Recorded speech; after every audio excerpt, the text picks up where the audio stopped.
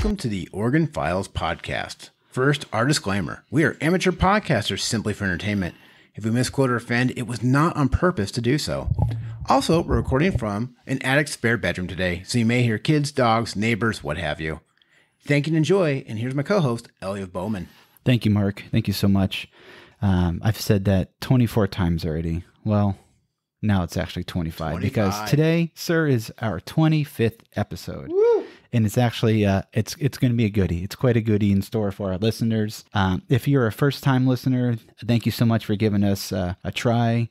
If you have been with us the whole time, we thank you more. Thank you so much for being with us along this journey. So give a huge thank you to Mr. Ryan Finley, who sat down with us on our last episode, pulling back the curtain a little bit on the Roseburg Tracker and how he got started and into his life a little bit. We really appreciate Ryan for doing that. So phenomenal interview. Yeah. We also need to give a quick shout out to our awesome sponsor, Too Shy Brewery. We brew for people who love beer. They have a wide variety of beer and cider, rotational food trucks, plenty for all ages. Come give them a check out at 1308 Northwest Park Street, Suite 100 here in Roseburg. You can also give them a call at 541-236-2055. All right. And our other sponsor is the wonderful friends at Video Games Plus and Level Up Frozen Yogurt. They're open 7 days a week off Stevens.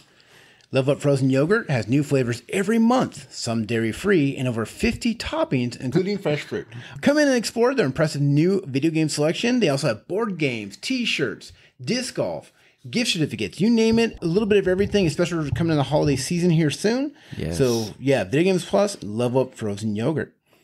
Yes. All right. And today's podcast, we're going to cover some Oregon Trail history. Yeah, which is surprising for 24 episodes. It's taken us this long to actually get to Oregon Trail's got to be number one up there for things talked about in Oregon history, right? I would think this is it, which probably says a lot for our podcast, or maybe says a lot for Oregon history, that there's been so much more other topics to talk about. Yes. That it's taken us, this over a year to get to the Oregon Trail. So I don't know. That's kind of cool. Absolutely wild. As long as I kept, the more research I did, the more I'm like, oh, that's interesting. I kept adding more and more notes. Before we jump into that, though, I have a cute side story I want to share. And this is a shout out to one of our very first interviews we had with the amazing Dawn Anderson and her daughter, Jenna. Dawn Anderson does a lot with animals and dog rescues in Douglas County and all throughout, Oregon, and making sure these animals find good homes. I happen to have a chance where I've taken a break from work the other day and stepped outside to take my own animals to they almost go to the bathroom once on the hour, every hour. And half the time it's not really a bathroom break. It's just an investigation of the backyard. But I stepped out to take the Chihuahua's potty, and one of my dogs ran to a little shed we have off to the side and started barking. I could have sworn it was a cat or this big lizard that lives in there just fine. But no, it was, when I went to go investigate it, it was this cute little dog that was covered in burrs, covered in thorns, scared, shaking, everything. And what's funny is I live off 3 roads, off a bridge. Kind of tucked in back here a little bit. Very tucked in, almost like a fenced-in yard. This is like a compound, right? And only that, I have an unwarranted amount of stray cats that kind of see my property as a resort, if you will. So 5-star resort. 5-star resort. Fresh water. Right. Water, I knew you were going to say. Best kibble. Turkeys. Wild turkeys come and go. Squirrels. Anyway, so this poor dog somehow got all the way back into here and maybe knew it was a safe place. Took pictures of the dog, and we were trying to put them on Facebook. Now, there's one Facebook group called the Lost and Found Pets of Douglas County. I wasn't a member yet, so I asked for access. But in the meantime, Dawn Anderson was a member of that. So she asked me to send the photos over to her. So I sent them over to her. And within we're talking 5 minutes, she comes back. She says, I think this is the owner. And thankfully that lady had posted on Lost and Found Pets of Douglas County. And I called her. Her phone number is right there. So I called this lady, and you want to talk about an emotional phone call. Yeah. I go, hi, my name's Mark, and I think I found your dog. And the dog's name was Tessa. And I go, I think I found your Tessa. And this lady just immediately starts bawling. She doesn't own a Tesla. She said, I don't own a car. Sir, yeah, you got the wrong person. No, she was a little older gal, but she was just beside herself. And so I'm getting emotional on the phone call. She goes, I'll come right now. And of course, trying to give her my address. She was so, discombobulated. All right. I said, tell you what, I'll just meet you at the mini pet mart. So my wife and I loaded up the dog in the car. We went to the mini pet mart. The lady showed up and just was so thankful. The dog was so happy to see her. Such a sweet, sweet ending. The dog had been missing for 5 days. 5 days. Wow. The dog had traveled from Cecil Avenue over to my house, which is probably about 4 miles, as a crow flies, as they say. A lot of major streets, bridges, rivers. Like it's, the journey's amazing. Homeward bound. Yes. Right. It was just wild. Fought off possums and just crazy. Well, that's good. So huge shout out. Thank you to Don Anderson. That was a very happy reunion. Really happy story. That's the scariest thing ever, losing pets. Oh, I couldn't handle it. We lost our cat a few years ago. Put up posters, did the whole thing, called like Saving Grace, the animal shelter. Was kind of losing hope. And then about 24 days go by. It was right before we had to go back to work from like vacation, Christmas break, that thing. It was like a Sunday night, like 1:30 in the morning. She claws at the back door and there she was. She was meowing like crazy. And she's like a bigger cat. And you could tell like she almost had to like slim down to like squeeze out of wherever she was like stuck at. And she had like a little mark on like her nose. So I think she probably got lost like in a shed or something. But thinking maybe like somebody went and like got like Christmas decorations and she was like ran in there like, oh, what's in here? And then, wasn't able to get out. But don't you wish that could tell you everything that they right, put like a GoPro on her. Yes. Yeah, losing a pet, that's scary stuff. But anyways, well, good, Mark. Good ending. Good ending. Happy ending. Thanks, Don Anderson. Yeah, hero. Thank you, Don. All right, Thank you, Don. Here we go. The Oregon Trail. Let's get into this here. A lot of this information gathered from several places online. Majority of it did come from History Channel. Cool. So history.com, article from named Evan Andrews. So we're going to do that. And then just other pieces I picked up along the way. Because I tried to get numbers, facts, that kind of stuff. Because I think sometimes that helps tell the story. Sure. So I'm going to kind of flow through this here with the history of it. So the Oregon Trail is a wagon road stretching on average 2,170 miles from Missouri to Oregon's Willamette Valley. It was not a road in any modern sense and only parallel ruts leading across endless prairie, sagebrush, desert, and mountains. Now, the traditional history of the Oregon Trail is from 1840s to the 1880s. Here's one thing. This is one of the numbers I could not lock down. I went through 5 sources trying to lock down the numbers. There's anywhere from an estimated 80,000 to 350,000 people came across the Oregon Trail. It's a heck of a difference. Right? That's a big difference. Now, The hard part is, guess what then? The average deaths. So if you're factoring the 80,000, they said that 10,000 people died. If you factor in the 350,000, they say 30,000 people died. Man. Okay. I wonder at what point they started hearing about like people not making it on the trail and then still wanted to go west, you know? Yeah, right. Because there reports because news didn't travel that fast back in the day, Yeah. Like months probably. Hey, how's that first wagon doing? Or that first group did? Someone made it. Right. Now, they forded a river. There should be good. Right, yeah. Everything's fine. Yeah. Right. Any cholera? This is good news, right? Yeah. Now, here's the deal, though. There was an average of 10 to 15 deaths per mile is how That's this a terrible statistic, man. It's terrible. 10 to 15 miles there. Yes. And now that's why they call the Oregon Trail the world's longest graveyard. Yeah. The longest graveyard. Now keep in mind, this is funny. That's true. Yeah. They didn't have time to bury you. I was going to say, you didn't really have time to sit there and, or even mourn. Yeah. You know what I mean? Just kind of, bury Aunt Joanne and move on there. Yeah. It's just cold, isn't it? I throw some rocks on her. Hopefully the coyotes don't get it. Right. Oh, rough. Number one cause of death on the Oregon Trail was disease. Accidental gunshot. No, I wish it was accidental gunshots. It's diseases. Cholera. Cholera is number one. Hands down, the number one thing. Dysentery, which is most commonly referred to on the Oregon Trail or referenced there a lot, was only 5%. Huh. Native American deaths were only 4%. Oh, that's good. Right? But you're right. Number two, I thought was accidental gunshots, animal stampedes.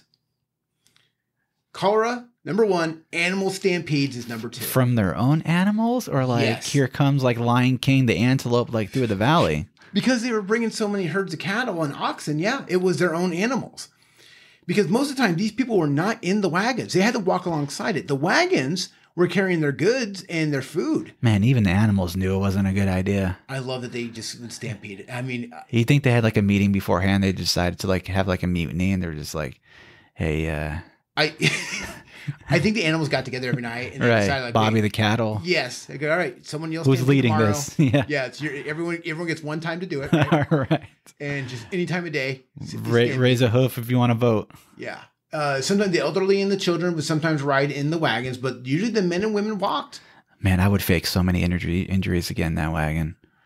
You know what I mean? Well, here's the thing: was the My wagons. foot hurts. I got to sit down for a minute. I would be the worst on the Oregon Trail. Well, yeah, because they didn't have comfortable shoes. Keep in mind, these people had like hard boots. Right. There was no cushion. Right. There's no insoles. Oh. Right. Right. That's what I was thinking too. Part of me is like, oh, that's not too bad. Walk 10, 15 miles a day, right? No, in those shoes. Are you kidding? Like I go barefoot for 2 minutes. I'm like, this isn't life, you know? And through the terrain, I mean, it's not paved. It's not paved. You know, there's rocks, there's rattlesnakes. No, hot, not fun. Sagebrush. I mean, and these people didn't dress like they weren't wearing shorts or anything. Right. This was, you know, full gowns and suits and right. Rough. So number one diseases. Cholera was just rampant. Animal stampedes. Then you're right. Accidental gunshots. Accidental gunshots is interesting because you're right. These people were literally sitting on their wagon. You know, if they weren't sitting on the wagons, they were carrying the guns with them because they had to be ready for accidental stampedes. They're worried about snakes, other animals attacking them. Right, people, bandits. Bandits was a bigger issue than Native Americans. Yeah. Okay, bandits was high up on the list, and that's another sad part too because there's a lot of bandits along the way that would just camp out. Oh, here comes easily settlers. Just waiting. Waiting in that sagebrush. Oh yeah, you camp out. You can live in those hills for years. A lot of the migrants coming over were just that. They were migrants. They weren't. Some of them didn't speak English. So you have a lot of German, Dutch, very religious missionaries, that kind of stuff. So these weren't people who were ready for a fight. Right. You know. So these were people really just trying to get to a better place in their mind, more religious freedom. Yeah. What do you know? What sparked the Oregon Trail? Oh, it's so funny you should ask. Yes, I'm going to get, yes. Let's go right kind of the early beginning. So we're going to start very clear with John Jacob Astor of the American Fur Company established Astoria on the West Coast in 1811. The next year, he sent his number one scout, a guy named Robert Stewart. Robert Stewart, he was sent, he goes, you go back east, let him know what we got here. Tell him about this beautiful country we found, right? Now, the funny part is Robert Stewart was to blaze a whole trail, that kind of stuff back. Robert Stewart, I like this. He took what I call the easy route, where he goes, well, I'm not going to take my time like finding a whole new route back and forth for everybody. I'm just going to take Native American trails that are already established. So Robert Stewart establishes a bunch of different Native American trails from all different types of Native American tribes from Astoria all the way back east. Trailblazers. Trailblazer, right? That's where it came from, the name, the basketball team, the Trailblazers. So Robert Stewart became the first white man to use what later became known as the Oregon Trail. And it was really from Fort Astoria to St. Louis. It took 10 months to complete. This is, you're right, a little after. Everyone thought it was Lewis and Clark was the first one. Yeah. And they were not. I was just thinking that. Yeah, they didn't really do the Oregon Trail per se. They just made a trail. Right. They just came over to see. So the official Oregon Trail was really Robert Stewart. Travel west on the Oregon Trail began at several towns on the Missouri River, from Independence to Council Bluffs. Because this is cool. This is from someone's journal, a guy named James Miller in 1848. And this gives a good visual of kind of what they packed, okay? So we had our outfit. We had teams, which was 3 wagons, 2 ox teams, 1 horse team, and necessary provisions for the trip, which consisted of 200 pounds of flour for each person, which there's 10 of them, okay? 100 pounds of bacon for each person. Gotta have the bacon. You gotta have the bacon. Makes sense. Right? Right. 100 pounds of bacon for each person. Each person. Breakfast, lunch, and dinner. Right? Flour and bacon. And then they had a proportion of cornmeal, dried apples and peaches, beans, salt, pepper, rice, tea, coffee, sugar, and many smaller articles for such a trip. They had a medicine chest, plenty of hats, powder, and lead. And that was it. Then you brought your horses, your oxen, and your cattle. I mean, they sound like they're set. Right? Ready for the ultimate road trip. Right, the road's paved. Good to go. Right. The hard part is calling it, technically, yes, there's an official Oregon Trail in a way. there's kind of a couple different ones that splintered out. So Sure. it wasn't really one solid one. It just became the path to Oregon. Right. And back then, Oregon wasn't a state till 1859. So before then, it was called the Oregon Territory, Right. which was parts like Montana, Idaho, Southern Washington, Northern California, Oregon. So it was a big area to get to. Right. Most Oregon-bound immigrants traveled a route that passed by landmarks in Missouri, Kansas, Nebraska, Wyoming, Idaho, and Oregon. There's never just one set of wagon ruts leading west. Now you can see, here's the cool part, you can actually see some of the wagon ruts today. Oh, that is cool. And that's all the way through the Oregon Trail. That is cool. Isn't that neat? Pioneers often spread out for several miles across the plains to hunt, find grazing patches for their animals, and avoid the choking dust clouds kicked up by other wagon trains. As the years passed, enterprising settlers also blazed dozens of new trails, cutoffs that allowed travelers to bypass stopping points and reach their destination quicker. These shortcuts were especially popular in Wyoming, where the network of alternative pathways meandered more than 100 miles north or south. I saw somewhere recently too where the original trailblazers would actually put markings. They would carve markings in trees Yes. to let people know that we're going to come up, behind them to basically go that way. It was like the original, road markers. Yes. kind of keep people on the path and stuff, or The on the Knights trail. did that. Yeah, Right. exactly. There was a pair of Protestant missionaries made one of the trail's first wagon crossings. Frontier explorers and fur trappers blazed the rough outlines, right? But the route was initially considered too demanding for women, children, or covered wagons to navigate. That changed in 1836 when a newlywed missionaries, Marcus and Narcissa Whitman, took a small party of wagons from St. Louis to the Walla Walla Valley to minister the Cayuse Indians. Which, once again, I love. They're like, you know what? Hey, I think our calling in life, we just got married. We could go tell these Native Americans across the country Right. how. Right. 28-year-old Narcissa became the first white woman to traverse the Rocky Mountains. And her colorful letters home were later published in Eastern United States newspapers, convincing many would-be pioneers that it was possible for their families to survive the journey west. Okay, so there you go. Protestant missionary says, hey, it's safe, come on over. Right. No trouble. No trouble. Yeah, You're gonna be don't just worry fine. about it. I made it, you can make it, life is good. Right. In 1843, that was when the pioneer dam burst. Marcus went back. He actually helped lead the first major wagon train of around 1,000 settlers along the Oregon Trail. That exodus was known as the Great Migration. So 1843, he makes it once. He goes back. I can show everyone how to come over, right? Now get this. Around this time, though, we also have John and Jesse Fremont. John C. Fremont, who we actually have a junior high name of in this area. John C. Fremont was known as the Pathfinder to the West with his help from his scout, Kit Carson. Oh, Kit Carson's a great character in Right? the Pacific Northwest. You gotta love how all these characters together. Now, Yeah. a series of, so here's the funny part with John Fremont and Kit Carson. The wife, Jessie, she kind of gets a lot of the credit because John would go, but he didn't really write stuff down. And his wife was a good note taker and everything. So she helped develop a series of like 7 maps that produced from his findings were published by the Senate, by the United States Senate in 1846. They served as a guide for thousands of American immigrants depicting the entire length of the Oregon Trail. Marcus and Narcissa, they didn't really mark it down. They're just like, hey, follow me, I know where I'm going. But it's actually on paper was John C. Fremont's Oregon Trail. Oh, so he basically kind of gets the credit for Right? mapping it out. So you kind of have like almost 3 different Oregon trails. You got the Interesting. first guy, Robert Stewart. Yeah. Then you have Marcus and Narcissa Whitman, and then you have John C. Fremont. But the reason that John C. Fremont became the official one is because it was published by the U.S. Senate. So that's where the official Oregon Trail was. Right. Once the government prints it, then it's Now, another fun fact is the iconic Conestoga wagon. The funny part is with the Oregon Trail is everyone assumes that one, imagine that if you say wagon trail, round shaped thing. Actually, very, very few of those were actually used. all right. They used a different one that they referred to, and they called it the Prairie Schooner. It was a different wagon because the Conestoga one, it wasn't rugged enough to survive the trail. Because remember, this is unpaved, that kind of stuff. That thing had no suspension. That thing just couldn't handle So it. did they have like wagon lots, like car lots? They had like wagon salesmen back in the day? I love it. There's going to be some guy back east. Like everyone's starting to go, and he's like, I'm going to sell I mean, some how great of an wagons. idea would that?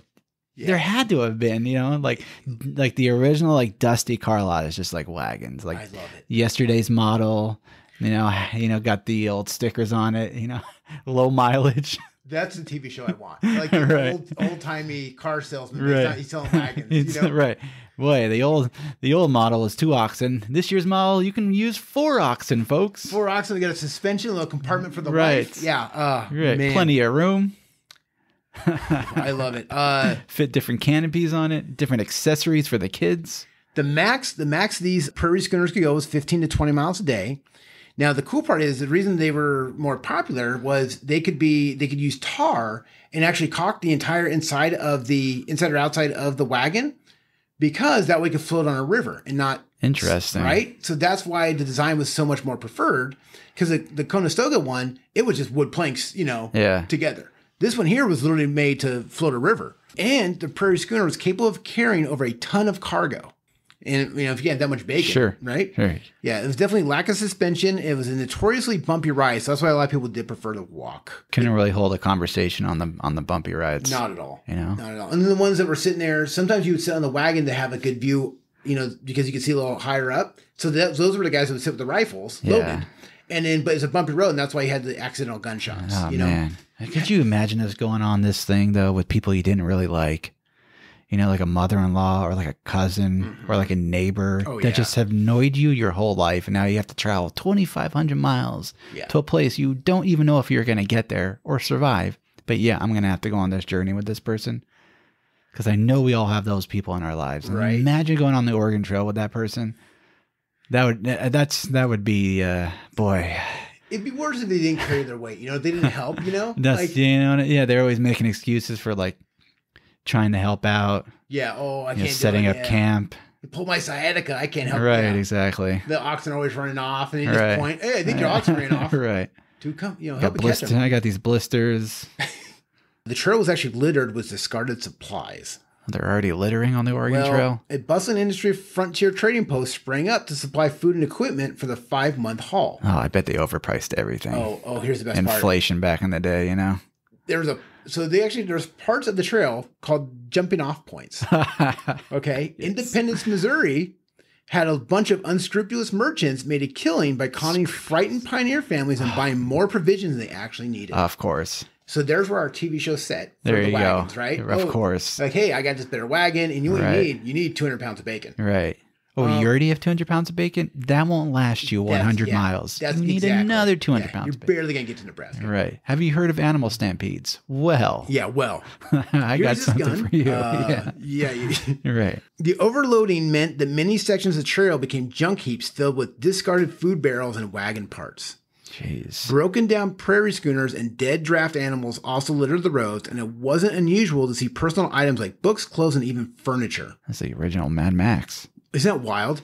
Now, Fort Laramie, Wyoming, eventually became known as Camp Sacrifice because its reputation on the Oregon Trail dumping ground. During the gold rush of 1849, pioneers reportedly abandoned a whopping 20,000 pounds of bacon outside its walls. Now that's just a waste. Well, here's the deal. If you're at Fort Laramie and you're stationed there, and all of a sudden you look out your window, and you're just like every day you're just like waiting for more bacon to show up. It's just at that point you're like, okay, I don't need to go to Oregon. I'm getting free bacon. Exactly. This is the job for me. Settling right here. The best part is you got to love Hollywood movies because they just thought that Indians were a constant threat. Okay, right. That was in right. Once again, Indians maybe 4%. Okay, now here's the craziest part is Indians were more likely to be allies and trading partners than adversaries, and many early wagon trains made use of Pawnee Shoshone trail guides. And we're gonna come back to the Shoshones. I have a story with them later. Hostile encounters only increased in years after the beginning of the Civil War. But statistics show only 400 settlers were killed by Native Americans between 1840 and 1860. So here's the funny part is most of the Native Americans helped. Because honestly, they didn't want these people stopping in their property, right? It's like, hey, let's move around. The part is the Native Americans they themselves would actually stay at rivers and help people cross. Right. It was up to the settlers to, say thank you or give them something. Right. Well, that's like the majority of recounts and retells of Native Americans is trying to just be helpful. You know what I mean? Yeah. And it's just, they're really made out to be kind of the villains as more of the history goes along. You know what I mean? It's just super fascinating. Yeah. Indians got a bad rap. I love the Indians are helping them, and then the white people are like, "Have I told you about God? Right. That's why I'm here." Right. Have you had cholera yet? Yeah. Oh yeah, here's a blanket as a thank you. Yeah, exactly. My kid was coughing it earlier. You're fine. Right, you're good. Now a lot of the path of the Oregon Trail we know was thanks to pioneers leaving behind graffiti. And I think you were talking about this earlier with the markers. They called them register rocks. Along with painting messages and mottos on their wagon canvases, pioneers also developed a tradition of carving their names, hometowns, and dates of passage on some of the stone landmarks they encountered during their journey west. Man, that's cool. I wonder if you can any of those still visible today. Or... Yes. I'm glad you asked that. One of the most notable ones is they call it a guest book, but it's also called Independence Rock. Okay. It's a 128-foot tall granite outcropping in Wyoming. 128 foot. Yeah, it's dubbed the Register of the Desert. Thousands of travelers left their mark on this one area while camping along the nearby Sweetwater River. So how did they write on it again? They actually carved it. They carved it. So here's the deal: is a lot of it was more limestone, so it's actually real easy to kind of carve into limestone. You'd think there's probably people that like carved over other people's names. Oh, it'd be just to be a jerk or add, yeah. Like, because, yeah, you say John Smith was here and someone goes, was here and was a nerd or something like that. Right. Most of the Oregon Trail now is part of like BLM or historical societies that kind of run it, that kind of stuff. You have Fort Laramie, Wyoming. Right. Register Cliff in Wyoming. Scotts Bluff in Nebraska. And this one is really cool. There's a place called Chimney Rock. In Nebraska. Now, this one is the one that was right in the middle of the desert. And this is how the settlers know they were on the right path, is you got to Chimney Rock. If you didn't see Chimney Rock, you were off course.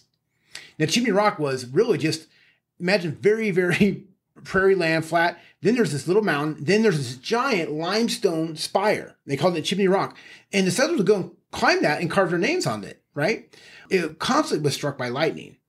Which was even funny because you actually lost like 6 feet over 150 years because of lightning strikes and stuff. But it's limestone. Interesting. But just kind of for no reason goes straight out of the ground. But it became a big landmarker. Very cool. Most Oregon pioneers didn't settle in Oregon because really the end of the Oregon Trail was Oregon City in Oregon. But most of them, they would actually splinter off from the main route in Wyoming or Idaho and go to California, Utah. Sure. I'm sure once they made it, it was like, like I can't even believe we just made this journey. And then making it was just like half the battle, and then figuring out where you want to go from there. It's the other part, you know? Because how do you even know where to settle? Well, yeah, I mean, you know what I mean? Like, how do you get there and be like, so now what do we do? Yeah, how do I claim territory? It's not owned by somebody else. Right. Because, you know, of course, the Indians, they weren't allowed. You know, no, sorry, you don't own this. Utah route, very popular. It had 70,000 Mormon pilgrims went to Salt Lake City. Okay. So they made that decision. A lot of what we have with the Oregon Trail was actually recounted and immortalized by one guy named Ezra Meeker. He made the crossing by wagon, train, automobile, and airplane. Okay. So sounds like quite a few different periods in life or in throughout history. Right. So. Well, he came over on the Oregon Trail at one point, but he decided when he was 76 years old in 1906. Okay, he's like, wait a minute, a lot of people don't recall the Oregon Trail, how hard it was, you know, what the real path was. So this guy, 76 years old, decides that he hadn't been on the trail for 54 years, by the way. He decides, you know what? I want the legacy of the Oregon Trail to be alive. So he decided to go back and make markers called Meeker markers at pioneer landmarks. The trip made him a national celebrity. Crowds gathered to mark his arrival in major cities. He eventually piloted his wagon all the way to Washington, D.C. for a meeting with President Theodore Roosevelt. Hey, you know, that's an idea for us, Mark. How cool is that? You know, take a couple weeks off of work. Yeah, just follow the Oregon Trail. Yeah, and we follow Meeker's markers. Meeker went on the journey. He went on the journey to the Oregon Trail several more times by wagon, train, and automobile. His final crossing came at the age of 94. That's awesome. When he made the trip in a biplane flown by famed pilot Oakley Kelly. Cool. How cool is that? That's awesome. So a lot of what we have now is Meeker markers is from this one guy. That's awesome. Yeah, there's actually 300 miles of actual trail ruts that still remain. There's 125 historical sites today. Here's what technically ended the Oregon Trail. It was the Union Pacific Railroad in 1869. When the Union Pacific completed the first railroad link to the West Coast in 1869, that became the preferred route. You would take the train to San Francisco, then you would go to Oregon by like ship or wagon at that point. But most people then started taking the railroad. Yeah. When do you think was the last year someone actually took the Oregon Trail by wagon? Besides our friend... Besides Meeker. Oh, man. The last on the books wagon train. I'm probably going to be off, but I'll say like 1920. You're close. 1912. And sadly, it was because of the poor family that couldn't afford the trains. I was going to say, there's probably people that couldn't afford the trains that were like, the train's like running along them, you know, and they're like, you're like, oh, I can't afford that. All right. 75 cents for the whole way. I'll sell you bacon. Yeah. Where to settle. In 1850, Congress affirmed Oregon's extraordinary land law as the Oregon Donation Land Act and extended the provision until 1855 and resulted in 7,500 claims to more than 2.5 million acres. The enormous influx of overland immigrants and liberal land laws caused the U.S. government to purchase, through treaties, millions of acres of land from Native people. Man, but how do you even figure out where you get a land like deed? You know what I mean? Like, map it out.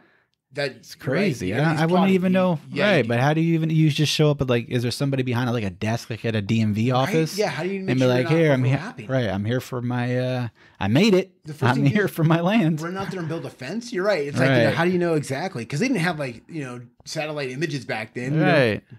Let's see. I don't know. It's super interesting. Very interesting. That part's probably more interesting to me than the actual Oregon Trail travel part, you know, but like getting here and settling and figuring out how to actually establish a life here is, it's fascinating. Because you get, I thought about that too, because when you get here, you're right, you can't, if you're going to use crops, you're going to farm it, right? But you got to plant them, let them grow. Right. So in the meantime, are you hunting? Are you fishing? Are you living off the wild berries that grow here? So the hardship and the struggle is nuts. And a lot of this time is happening during the old West days too. Yes. So, I mean, you're going through all these old cattle towns and all the old cowboys. And I mean, it's not just settling, but it's also surviving and living and establishing your family and your home and, you know, a lineage and thinking towards the future of, you know, what is it going to look like 5, 10 years down the road, 100 years down the road, you know? Exactly. You know, where do I bury my gold? Yeah. Where do you bury gold? How do you, who do you trust? Right. That's the basics of the Oregon Trail. Look at that, Mark. Whew. Good job. Thank you. That was super fascinating. Wild, isn't it? Yeah. Good overage of the Oregon Trail. Now, you have one of the famous side stories of the Oregon Trail, don't you? I feel like it's a good, well-known story. It's around what they call, it's either the Donner Party or the Donner Reed Party. It has those couple different names, but this information I actually found on the National Park Service site. So a little backstory here. One of these groups, so the Donner Reed Party, was led by George Donner. He was a 65-year-old farmer, and James Reed, a neighbor of Donner's. The Donner Reed Party consisted of 87 men, women, and children. This group left Illinois on April 12th and pushed past Independence, Missouri on May 12th. With this rather late start and 2,500 miles ago, the Donner Reed Party agreed to join Hastings' group of 80 wagons so they could save about, it's between 150 or 500 miles, like a little discrepancy. Hastings was a little vague on this point. So a little backstory on Hastings real quick. Here we go. In 1846, Lansford W. Hastings claimed to have found a new time-saving route to California. Now, this is very important. Hastings then tried to persuade settlers in Missouri to allow him to lead them to California. This is 1846, huh? Yes. So this is right as it's getting good. Yes. Now, this is in the meat of the Great Migration here. So is this where we get the term "don't be too hasty"? It could be. So eventually, this route, whatever, it ends up being called Hastings Cutoff. Oh, boy. So his route lay directly through the Great Salt Lake Desert in Utah. So immigrants who had started their journey early in the spring of 1846 were reluctant to believe him, but late starters found his tale enticing. Of course. So several decided to trust his word and allow themselves to be led by Hastings. So he's like this original kind of con man who was like, we'll learn a little more about how it kind of got started. But, he was just like, hey, I got a shortcut. Go this way. I'll promise, green grass pastures, plenty of water, smooth sailing for you guys, right? I like the late start. He goes, no, let's take an extra couple weeks. Right. The route Hastings led his followers on took more time than the popular routes would have taken, depleting supplies and livestock. By this point, the Donner Reed party had fallen behind and had trouble locating Hastings' route, costing more time. They reached the Humboldt River on September 26th. Ugh. With an assortment of bad luck and problems, the Donner Reed party finally reached Truckee Lake below the crest of Sierra Nevada in October. They were exhausted. They were low on provisions. The group was met with the first serious snowfall of the winter. They became trapped for the next 4 months. I actually read that they built like the most bare bone housing you can think of. You know, I mean, whatever they could try to somehow enclose themselves from like the winter. There wasn't like a floor. It was like the most low budget cabin you can think of. Now, wasn't that snowstorm too? Was like kind of a freak snowstorm. It was like early and bigger than anything that they had no anticipation of it. You know, I mean, they had no idea what they were heading in for. If it wasn't for that snowstorm, I wonder if this story would have had a better ending. Couldn't it be funny if that snowstorm didn't happen and this was a successful journey and he was like a hero? Yeah. Right. When all the animals had been killed by mid-December, the party was forced to eat rawhide to survive. Some members left on a self-rescue mission and were able to reach help, but not before resorting to cannibalism to survive. Yeesh. The others back in the camp also ate the deceased to stay alive. This goes right back to what you were saying about not liking one of the people on the group. Yeah. You know, you always thought so-and-so was a jerk and now they're jerky. Right. Yeah. Right. Of the 87 who began the trek with the Donner Reed party, 40 died that winter from starvation-related causes. Wow. The survivors were not rescued until the spring of 1847. Till spring? Of 1847. Whoa. So this is a little more backstory here. Beforehand, there was a journalist. His name was Edwin Bryant. He reached a place called Black's Fork a week ahead of the Donner party. He saw the first part of the trail, and he was concerned that it would be difficult for the wagons for the Donner party. I guess he knew somebody in the Donner Reed party. He was familiar with them. Especially with so many women and children, he was, concerned they wouldn't make it. He returned to Black's Fork to leave letters warning several members of the group, do not take Hastings' shortcut. Oh my gosh. By the time the Donner party reached Black's Fork on July 27th, Hastings had already left, leading the 40 wagons of the Harlan Young Group, which was part of it. We were talking about the trading posts. Yeah. Jim Badger's trading post was one of them. He would fare substantially better if the people used Hastings Cutoff. So he knew it was a bad route to take, but he knew he would profit from it. Wow. So Bridger, who was the trading post guy, told the party that the shortcut was smooth trip. It was devoid of rugged country and hostile Native Americans, and would therefore be shortened their journey about 350 miles. Water would be easy to find along the trip. Oh my gosh. Basically, there would be a couple days of crossing. About 34-mile dry lake bed would be necessary. Reed, one of the guys, was very impressed by this information. Of course. And he advocated for Hastings Cutoff. Solid. I love a shortcut.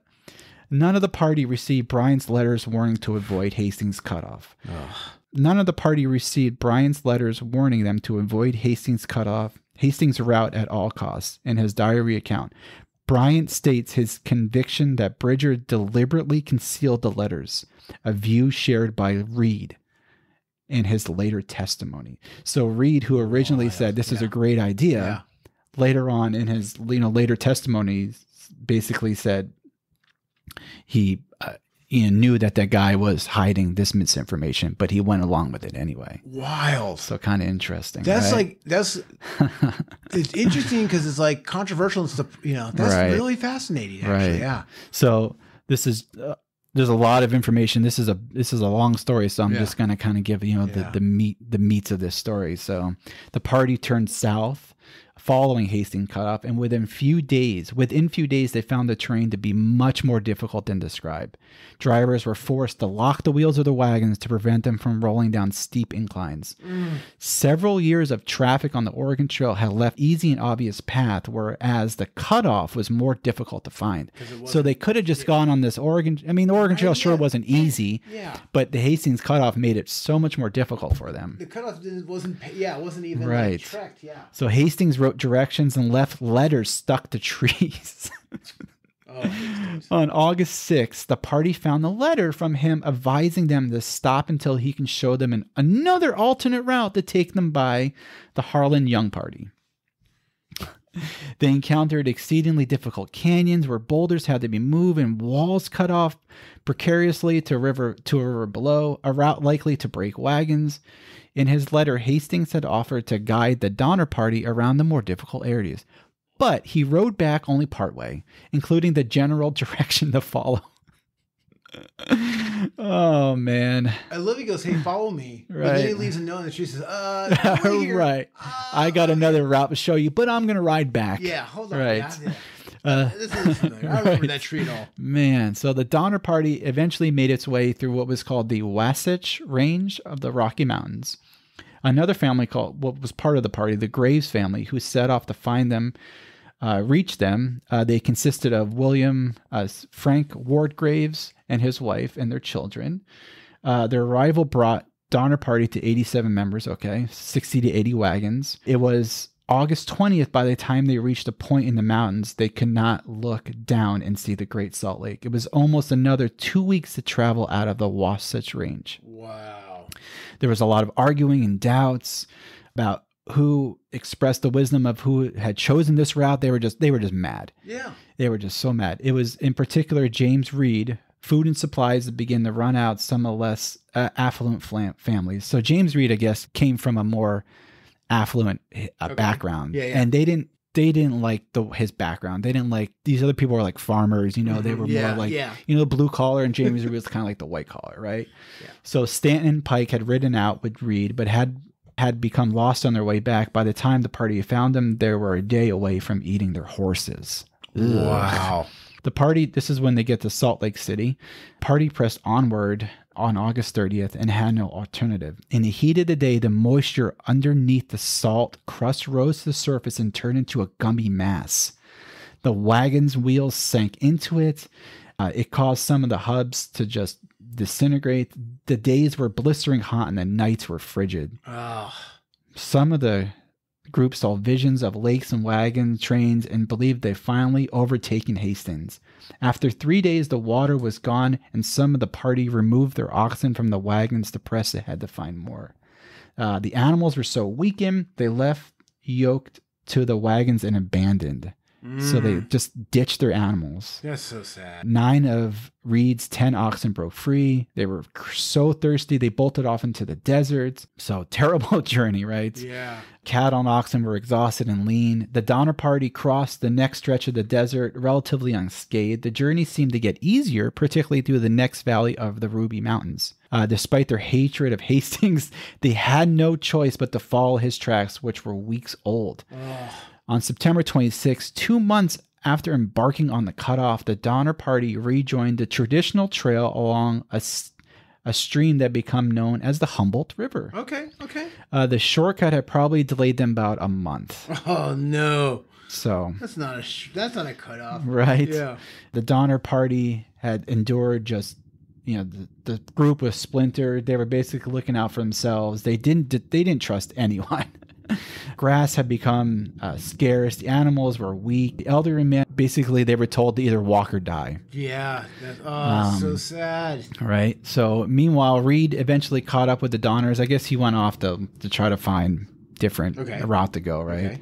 So Reed caught up with the Donners and proceeded with one of the teamsters. His name was Walter Heron. The two shared a horse and were able to cover about 40 miles. The rest of the party rejoined Donners, but their hardship continued. Native Americans chased away all the horses, and another wagon was left behind. With grass short in supplies with the cattle, another party to steal about 18 more during one evening. Several mornings later, they shot another one. So this whole journey is just everything. Absolute everything bad that can cluster. happen. Yeah, could go wrong is going wrong. Right. Oh. So they eventually make it towards... They decided to go to what is called now the Donner Pass. And they said, we're just going to make one last push over the mountains. Oh, boy. So it was described as much more worse than where they were at with the Wachuns, right? No. The ragtag company had to decide whether to forage ahead or rest their cattle. October 20th, they had been told that the pass would not be snowed in until middle November. You're fine. fine. Right. William Pike was killed when a gun being loaded by another man by William Foster was discharged and it incorrectly. I can't even say that. Accidental gunshots. There it is right there. Right. So not that this wasn't so much the road, this is the guys you're sitting next to. Right. You know? Right. Oh, man.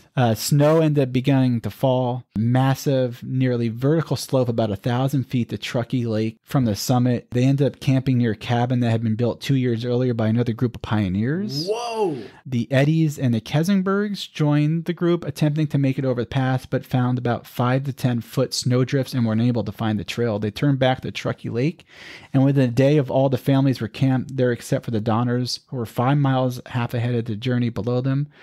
On the evening of November 4th, it began to snow again.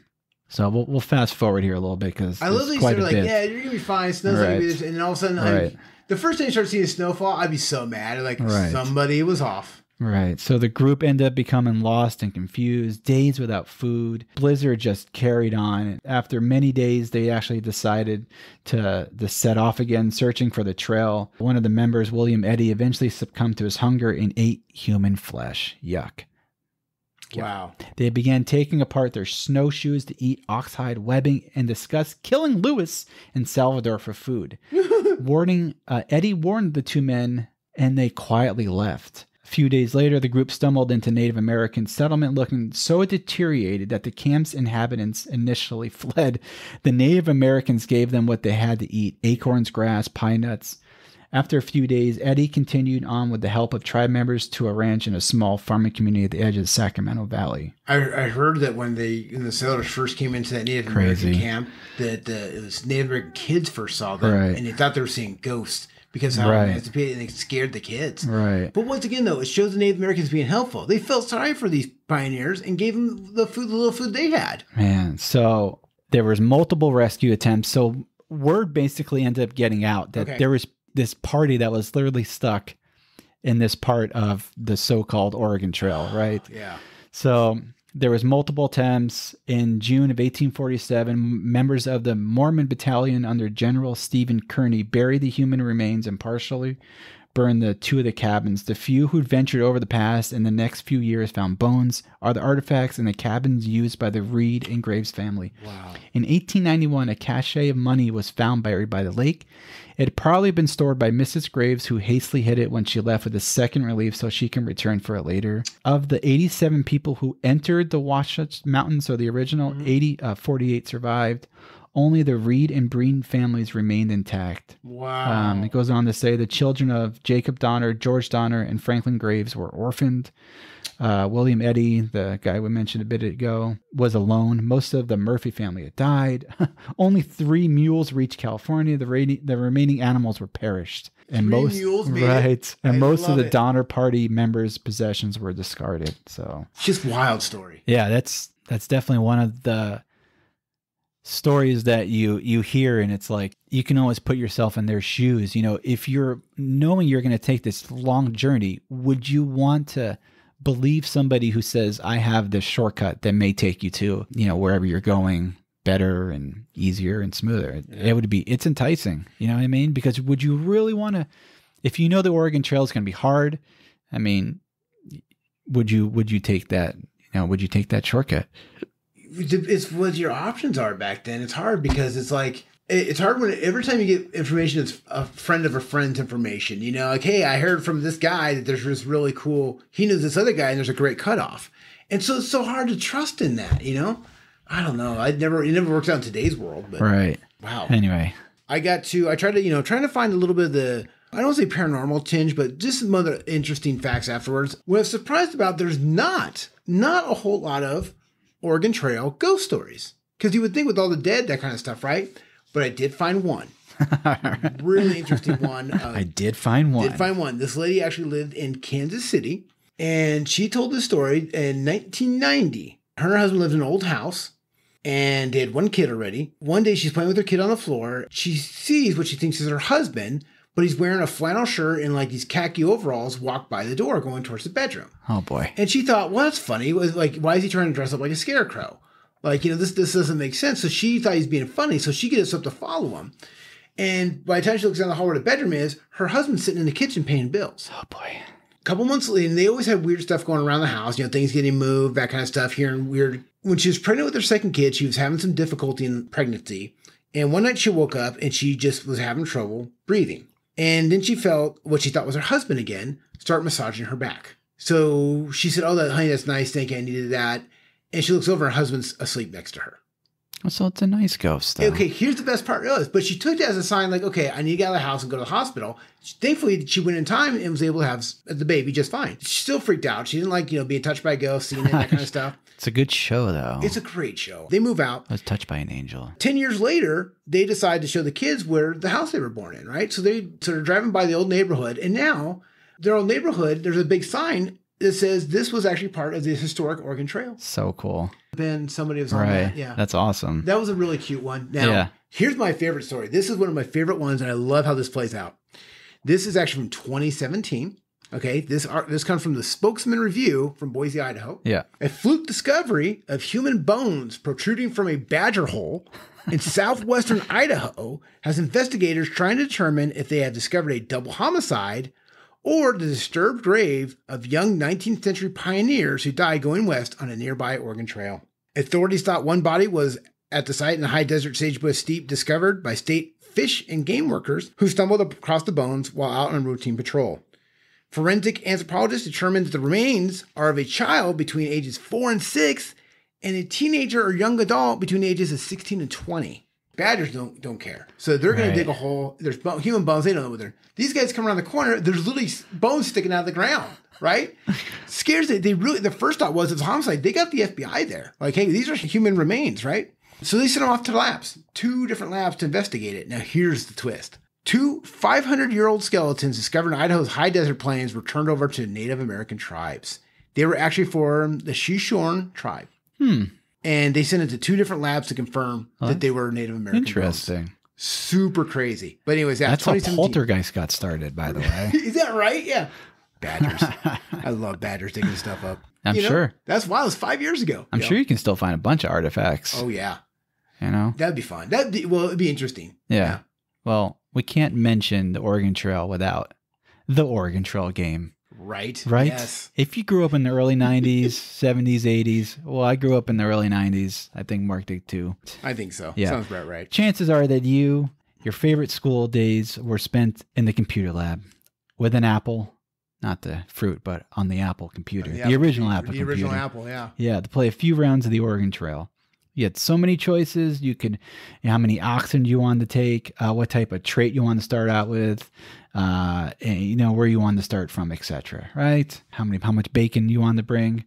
But did you know the awesome guys, the original starters of the Oregon Trail, don't get any paychecks or royalties? What? Did you know that? No. It all started with a little-known student teacher at the time back in 1971, way before our time, Mark.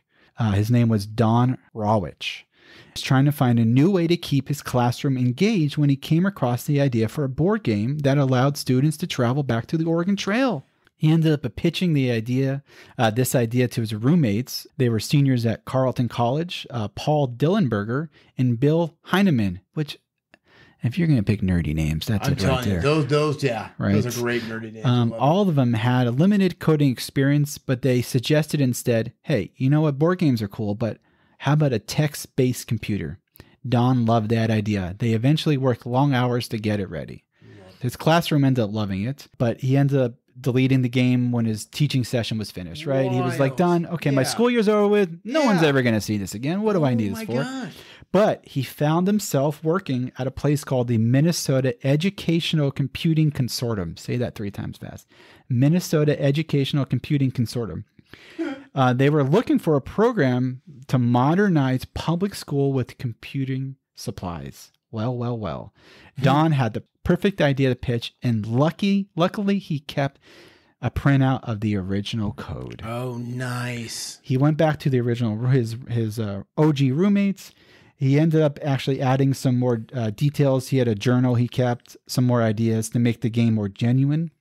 During that time, the 3 amigos had no idea that the Minnesota Educational Computing Consortium new business partner was, in fact, the new and upcoming computer company named Apple. Wild.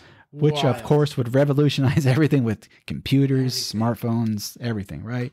So as Apple II became the choice of schools district nationwide, the Oregon Trail tagged along and delighted students everywhere, and the rest is really history. The three roommates, they do not receive any profit for the software, but their effort did land them into the Video Game Hall of Fame in 2016.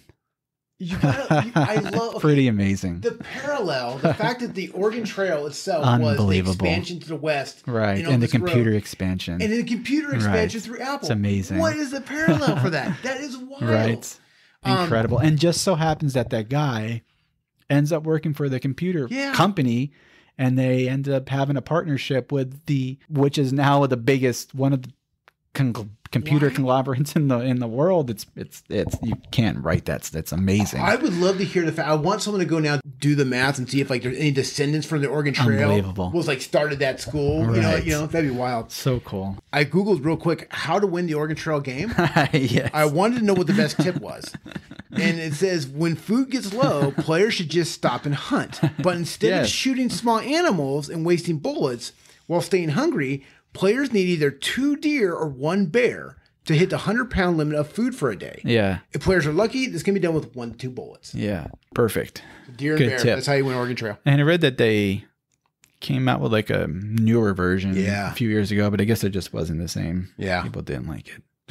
So the old one, Douglas County, we have the Douglas County Natural History Museum. Yep. And part of the exhibit that they have, you actually can go on their computer and play the original Oregon Trail game. So cool. In case you ever go there. All right. Well, let's wrap this up with what would our podcast be without some dad jokes? You got to do it. So I tried to find someone on family and travel. So how do you get a baby alien to sleep?